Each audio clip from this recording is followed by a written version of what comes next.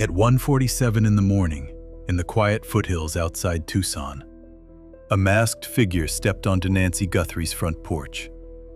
The person kept their head lowered, walked straight toward the Google Nest camera, and removed it almost immediately. No hesitation, no searching, no wasted movement. For many people watching the footage later, it looked like a random break-in, a criminal trying to avoid being identified before entering the house. But Jennifer Coffindaffer saw something different.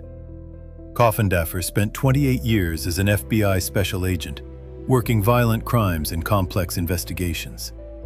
And according to her public analysis of the case, the behavior on that porch did not resemble someone entering unfamiliar territory. It looked practiced, controlled, like the person already knew exactly where the camera was before ever stepping into frame. That distinction matters because inside the home was Nancy Guthrie, an 84-year-old woman living alone with serious health issues, including a heart condition that required overnight monitoring equipment beside her bed. Investigators believe that sometime shortly after the camera was disabled, Nancy vanished from the home. No public struggle, no confirmed sightings, just silence. And for Coffindaffer, the speed of the intrusion raised a terrifying possibility. This may not have been a random crime at all. Because strangers usually hesitate inside unfamiliar environments. They make mistakes. They react under pressure. This person didn't. But investigators later found something inside the property that made the case even darker. Did the surveillance footage look random to you? Or planned? Nancy Guthrie's home sat in one of the quietest parts of Tucson's Catalina foothills. Wide streets, dim porch lights, long stretches of silence after dark. Neighbors later described the area as calm and predictable, the kind of place where unfamiliar movement stands out immediately. Nancy was 84 years old. According to public reporting, she had been living alone for years and relied on a walker to move through the house. She also suffered from serious heart problems and used a pacemaker monitoring system that transmitted data overnight while she slept. The equipment reportedly sat beside her bed, quietly sending updates during the same hours the rest of the neighborhood slept. That routine would later become one of the most important details in the investigation. On the evening of January 31st, 2026, Nancy attended a family dinner. By all public accounts, nothing appeared unusual. No emergency, no visible concern. Just a normal evening ending the way countless others had before it. Around 9:50 p.m., she was reportedly dropped off at home. The image feels painfully ordinary in hindsight. An elderly woman returning to a quiet house after dinner, closing the door behind her, preparing for bed, trusting the familiarity of routine. Sometime later, investigators believe someone entered the property. At 1:47 a.m., surveillance footage captured a masked figure approaching Nancy's front porch. Jennifer Coffindaffer later focused intensely on the suspect's body language. According to her analysis, the person moved with unusual certainty. No hesitation, no visible confusion, no searching for the camera. The suspect walked directly toward it and removed it almost immediately. For Coffindaffer, that behavior mattered because experienced investigators often look for hesitation when strangers enter unfamiliar spaces. People who are improvising tend to react to what they discover. They pause, they scan windows, they adjust. This person didn't appear to do any of that. Then the timeline became even more disturbing. At approximately 2:12 a.m., motion was reportedly detected near the property. 16 minutes later, at 2:28 a.m., Nancy Guthrie's pacemaker monitoring system missed its scheduled transmission. That missed signal became one of the most haunting details in the entire case. Because somewhere inside that short window, an 84-year-old woman with serious mobility limitations vanished from her own home. No confirmed public signs of a prolonged struggle. No immediate eyewitnesses. Just a sudden break in routine that investigators later tried to reconstruct minute by minute. The emotional contrast is difficult to ignore. Nancy's life appeared structured around predictability and care. Medication schedules, medical monitoring, quiet nights at home. But the intrusion itself appeared fast, controlled, and strangely efficient. And according to Coffindaffer, that efficiency raised troubling questions about familiarity with the property. Because strangers make mistakes, this person seemed prepared. Then came reports about the rear door. As investigators continued processing the scene, another detail reportedly changed the direction of the case. According to public reporting discussed by several former investigators, parts of the rear access area of the property may have been left open or unsecured. There were also no widely reported signs of major forced entry inside the home. That distinction mattered immediately. Because there is a major behavioral difference between someone blindly breaking into a house and someone already understanding how to move through it. Jennifer Coffindaffer later spoke carefully about that possibility in interviews. She did not publicly accuse a specific individual, but she repeatedly pointed toward the same concern.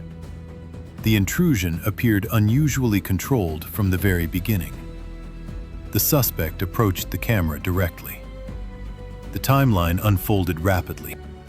And now, investigators were reportedly examining whether entry into the property may have been prepared beforehand. For experienced investigators, preparation changes everything.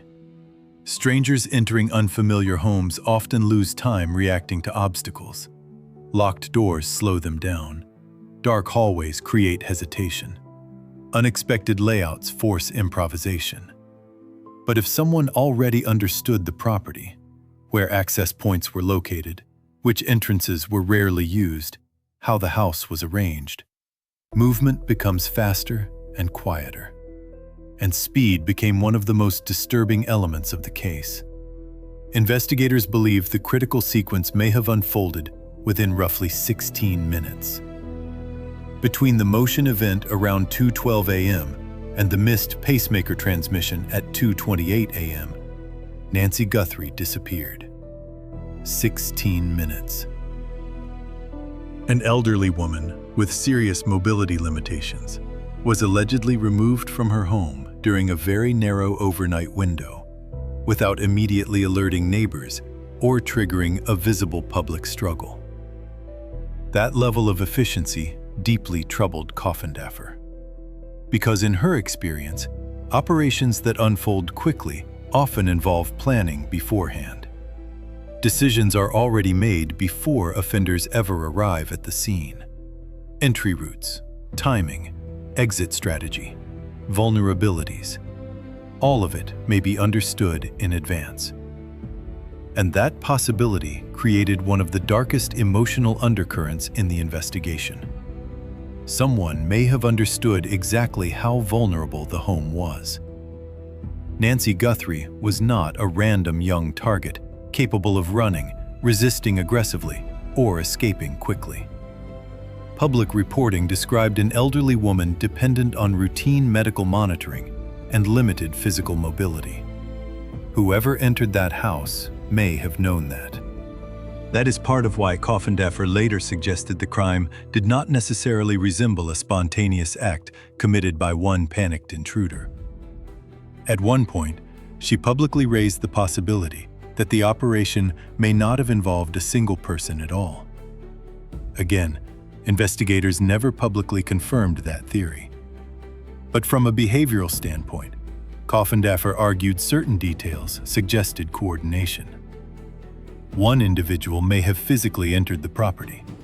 Another may have planned timing. One may have handled transportation. Another may have managed communication afterward. Former federal investigators have repeatedly noted that organized crimes sometimes divide responsibilities between planners and executors. The visible person is not always the architect behind the operation. And in Nancy Guthrie's case, the visible suspect already appeared unusually calm. That calmness mattered, because panic creates noise. Improvisation creates mistakes.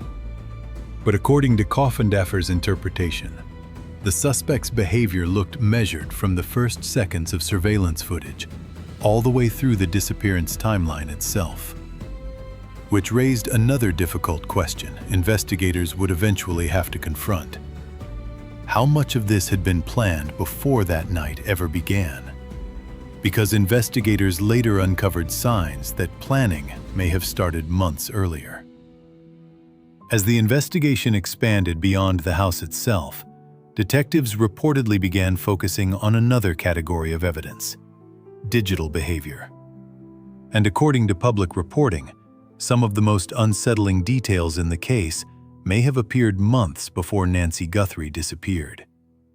Investigators reportedly discovered searches connected to exterior images of Nancy's property dating back to March of 2025. Then again, according to reports, similar searches appeared in November and December of that same year, only weeks before the abduction. The searches allegedly involved publicly available images of the home, including views of the driveway, front entrance, and exterior layout. On its own, that kind of activity might sound harmless. Millions of people search addresses online every day. Satellite views, real estate photos, street images, all of it is easily accessible. But timing changes context, and investigators were now looking at those searches through the lens of a highly organized nighttime disappearance. Jennifer Coffindaffer later discussed two possibilities investigators would naturally consider. The first was outsider reconnaissance. Someone unfamiliar with the property could have used online images to study access points, visibility, security devices, or escape routes before approaching the home physically. Former investigators have repeatedly said that digital planning has become increasingly common in modern crimes. But Coffindaffer also raised another possibility. What if the person conducting the searches already knew the house? In that case, the searches may not have been about learning the property for the first time. Instead, they could have been about verification, confirming camera placement, reviewing exterior angles, checking visibility from certain directions. Importantly, none of this publicly proved guilt against any identified person. Investigators never publicly confirmed who conducted the searches, but according to reporting at the time, federal investigators reportedly moved quickly to obtain subpoena-related information connected to the digital activity. That meant IP data, device histories, timestamp reconstruction. Because modern investigations increasingly depend on digital timelines as much as physical evidence. Phones generate location histories. Internet searches create records. Devices connect through networks investigators can later analyze minute by minute. And while digital evidence alone rarely solves a case, it can reveal patterns, especially when behavior appears repeatedly before a major crime. For Coffindaffer, the larger issue was preparation. The surveillance footage already suggested confidence. The rapid timeline suggested planning. Now the digital activity appeared to suggest forethought, stretching back months. But then the case became even stranger, because the ransom communications did not stay private. According to public reporting, messages connected to the kidnapping were reportedly sent not only to investigators or family representatives, but also to media organizations. That detail immediately stood out to many former federal investigators commenting publicly on the case. Traditional ransom operations usually avoid unnecessary exposure. Publicity increases pressure. It creates unpredictability. It attracts federal attention and national scrutiny. Real negotiations are typically quieter, more controlled, more hidden. But this case appeared different.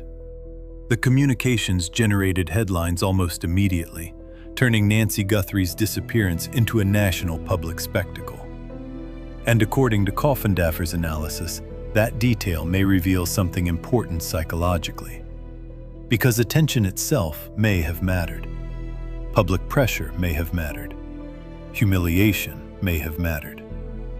The communications did not simply create fear inside the family. They created fear in front of an audience. Former investigators interviewed publicly noted that this behavior felt unusually performative for a standard financial kidnapping. The publicity seemed almost designed to increase emotional pressure while forcing investigators and the family into a highly visible crisis. And then came another deeply troubling detail. No proof of life was publicly confirmed. That absence slowly changed the emotional atmosphere surrounding the entire case.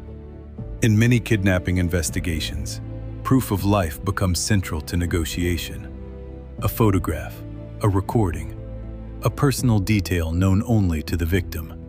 Something concrete enough to sustain belief that the victim is still alive. But according to public reporting, no such material was publicly revealed in Nancy Guthrie's case. And as days turned into weeks, that silence became harder to ignore. Because if the communications were not truly focused on negotiation, then investigators had to consider far darker possibilities about motive. Why create public spectacle instead of private leverage? Why generate headlines instead of quiet negotiation? And why, despite all the attention surrounding the case, did the investigation itself begin to look increasingly chaotic from the outside? As public attention surrounding Nancy Guthrie's disappearance intensified, another controversy slowly began overshadowing the case itself. Growing criticism of the investigation. For Jennifer Coffindaffer, that criticism centered on one issue above all others: time. Because in violent crime investigations, the first hours matter more than almost anything that comes afterward. Evidence is fresh. Scenes are untouched. Tiny physical details still exist exactly where offenders left them. And once those moments are lost, investigators never truly get them back. According to reporting during the early stages of the case, media crews were able to approach areas near Nancy Guthrie's property while the investigation was still unfolding. Images and footage from outside the home circulated publicly, as questions grew about how tightly the scene had been secured. To ordinary viewers, that may not have seemed important, but to experienced investigators, unsecured scenes can become disasters. Jennifer Coffindaffer later spoke bluntly about that reality in interviews. "There are no do-overs in crime scenes," she said. The statement carried weight because crime scenes are fragile in ways most people never see. A single footprint can be disturbed forever.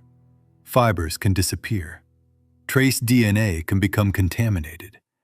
Even movement near entry points can complicate later forensic interpretation. And in Nancy Guthrie's case, investigators were already dealing with a narrow overnight timeline involving an elderly victim who vanished under highly unusual circumstances. Then another major development pushed the case deeper into controversy. According to public reporting, investigators discovered a glove miles away from Nancy's home that was believed to potentially be connected to the suspect seen in surveillance footage. More importantly, forensic testing reportedly identified an unknown male DNA profile associated with the glove. For a moment, it seemed like the investigation might suddenly accelerate. Because DNA changes cases, witnesses can misremember details, surveillance footage can remain unclear, but biological evidence can create direct forensic pathways investigators can follow for years. And when the public learned that unknown male DNA may have been recovered, many assumed arrests would quickly follow. Instead, criticism intensified. Questions emerged about forensic processing timelines, delays, and where certain evidence was being analyzed. Jennifer Coffindaffer became one of the most vocal public critics of those concerns, repeatedly emphasizing how dangerous lost time can become in abduction cases. Especially this one, because Nancy Guthrie was 84 years old, because she reportedly required medication, because every passing week carried a terrible emotional implication nobody wanted to say aloud. The discussion soon shifted toward Quantico. Inside FBI headquarters sits one of the most advanced forensic laboratory systems in the world, a place associated with high-level federal investigations involving kidnapping, serial violence, organized crime, and terrorism. Advanced DNA analysis, behavioral interpretation, digital reconstruction, forensic comparison. These are the kinds of tools federal investigators rely on when ordinary investigative methods reach their limits. And according to Coffindaffer's public comments, she believed those capabilities mattered enormously in Nancy's case. Not because the investigation was simple, but because it appeared highly organized. The surveillance footage suggested planning. The timeline suggested control. The digital activity suggested preparation, which meant investigators likely needed more than one dramatic breakthrough. They needed a complete forensic picture strong enough to survive scrutiny from every direction. But while analysts worked through evidence, the emotional reality of the case continued growing heavier. Weeks passed without answers. No confirmed rescue. No publicly verified proof of life. No clear explanation for why an elderly woman with serious medical limitations had vanished so completely. And slowly, public perception of the case began changing. At first, many people viewed the disappearance as a traditional kidnapping story. Terrifying, but financially motivated. But over time, that explanation began feeling less convincing to some observers. The publicity surrounding the ransom notes felt unusual. The silence felt unusual. The planning appeared unusually calculated. And according to several former investigators commenting publicly on the case, the overall behavior surrounding the disappearance no longer resembled a standard ransom operation. It felt colder, more controlled, more psychological. What part of this investigation disturbed you the most? Because by that point, many people had stopped believing this looked like a normal kidnapping at all. But Jennifer Coffindaffer insisted the case was still red hot. By the spring of 2026, many people watching the Nancy Guthrie case had started asking the same question. If investigators had surveillance footage, possible DNA evidence, digital records, and ransom communications, why hadn't anyone been arrested? Jennifer Coffindaffer's answer was simple. Because modern investigations do not work the way television dramas do. In public, silence can feel like failure. But behind the scenes, federal investigations often move slowly because investigators are building something designed to survive in court, not just in headlines. And according to Coffindaffer, the Nancy Guthrie case was still red hot. Part of that confidence came from modern forensic technology. Public reporting surrounding the case referenced advanced investigative methods involving DNA interpretation, digital mapping, and communication analysis. One of the most important tools discussed publicly was probabilistic genotyping, a system used to analyze complicated or partial DNA mixtures that older forensic methods struggled to interpret clearly. In simple terms, investigators no longer need perfectly clean samples the way they once did. Modern forensic systems can isolate contributors from mixed evidence, compare statistical probabilities, and gradually strengthen biological links over time. and DNA was only one layer. Another involved cell site analysis. Phones constantly communicate with nearby towers, leaving behind invisible movement patterns investigators can later reconstruct. Every device entering or leaving an area during a critical timeline creates potential records, timestamps, directional movement, geographic overlap. Former federal investigators have repeatedly said that offenders almost always leave patterns behind, even when they believe they are being careful. Then there was blockchain analysis connected to the Ransom communications. To many people, cryptocurrency still sounds anonymous, but investigators often describe it differently. Permanent, traceable, sequential. Every wallet interacts with another wallet. Every transaction leaves a chain investigators can analyze later. And then there were the IP traces connected to reported property image searches months before the abduction. Taken separately, none of these elements guaranteed immediate answers. But together, they formed something far more important: patterns. That idea sat at the center of Coffindaffer's belief that the case remained active. Because organized offenders rarely fail all at once. Instead, they leave small inconsistencies scattered across timelines, devices, movements, communications, and behavior. Eventually, investigators connect them. And that brings the story into its most psychological territory. In later public commentary, Coffindaffer discussed what she described as a possible God complex, reflected in the behavior surrounding the case.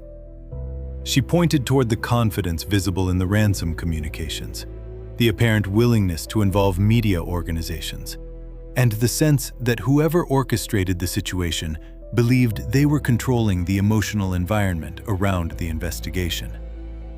That kind of confidence matters, because offenders who believe they are smarter than investigators often become reckless in subtle ways. They communicate too much. They enjoy manipulating public attention. They begin believing their planning is flawless. And over time, arrogance becomes dangerous. Former investigators have repeatedly noted that overconfidence often creates the very mistakes investigators need most. The need to feel untouchable can push offenders into unnecessary risks. Extra communication, digital exposure, emotional taunting, or movements that eventually create detectable patterns. Coffindaffer believed that possibility may already exist somewhere inside the evidence surrounding Nancy Guthrie's disappearance. The surveillance footage showed unusual control. The timeline suggested preparation. The Ransom communications suggested psychological confidence. And if the offender truly believed they had outsmarted everyone involved, that belief itself may eventually become the weakness that exposes them. Because pressure changes people, especially people who think they are untouchable. The same confidence that helps someone plan a crime can also become the mistake that destroys them. And according to Coffindaffer, one critical mistake may already exist somewhere in the evidence. Tonight, Nancy Guthrie's house remains quiet. The same dark foothills outside Tucson. The same rooms. The same bedroom where a pacemaker monitor reportedly waited for a signal that never arrived at 2:28 in the morning. And somewhere inside that silence is the outline of a life built around routine. Medication schedules, familiar hallways, evenings that once felt safe. Months later, there is still no official resolution to the case. No public explanation. No confirmed recovery. Investigators have continued working through forensic evidence, digital timelines, DNA analysis, and Ransom communications connected to the disappearance. And despite the public frustration surrounding the investigation, Jennifer Coffindaffer has remained firm in one belief. Organized cases like this rarely unravel all at once. They unravel slowly. one contradiction, one pattern, one overlooked mistake at a time. That may be why the case continues to linger so heavily with people following it. Not just because of the mystery itself, but because of what it represents. An elderly woman vanishing from the place she should have been safest, leaving behind unanswered questions that still feel painfully unfinished. Some investigations fade from memory, others stay unfinished. If you hope Nancy Guthrie's family eventually gets answers, leave a comment below as a tribute. And somewhere tonight, buried inside timelines, devices, forensic records, or one small overlooked detail, one missing piece still matters.